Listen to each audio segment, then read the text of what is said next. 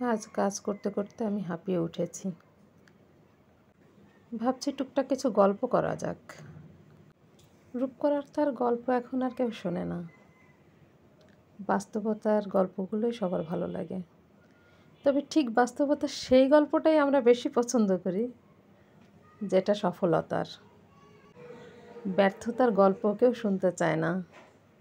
কিন্তু সত্যি কথা বলতে কি জানেন, একটা সফল ব্যক্তির সফলতার গল্পটা এক বাক্যে শেষ হতে পারে, কিন্তু সফল হওয়ার পেছনের ব্যর্থতার গল্পটা অনেক অনেক অনেক দীর্ঘ হয়।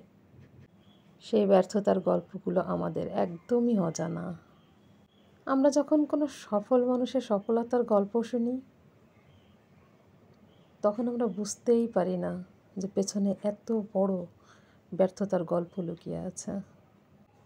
যখন এই ব্যর্থতার গল্প শুনি, তখন বুঝতেই পারি না যে সফলতার গল্পগুলোর পেছনে এত বড় ব্যর্থতা কেমন করে সম্ভব হয়।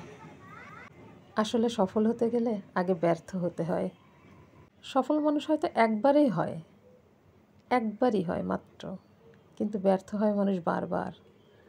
আর এই ব্যর্থতার গল্প তৈরি হতে হতে হতে হতে একসময় সফলতার গল্প তৈরি হয়। মানুষ একদিনে দুপ করে সফল হয় না। মানুষের চেষ্টা মানুষকে বাঁচিয়ে রাখে। হতাশা মানুষকে মৃত করে তোলে, কিন্তু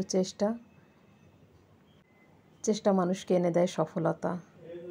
আমি যখন হতাশ হই, তখন সফল মানুষের ব্যর্থতার গল্পগুলো শুনি, তারপর উজ্জীবিত হয়ে আবার কাজ করতে শুরু করি। জানি না আমার গল্পগুলো কখনো সফলতায় রূপ নেবে কিনা। আশা করতে তো দোষ নেই।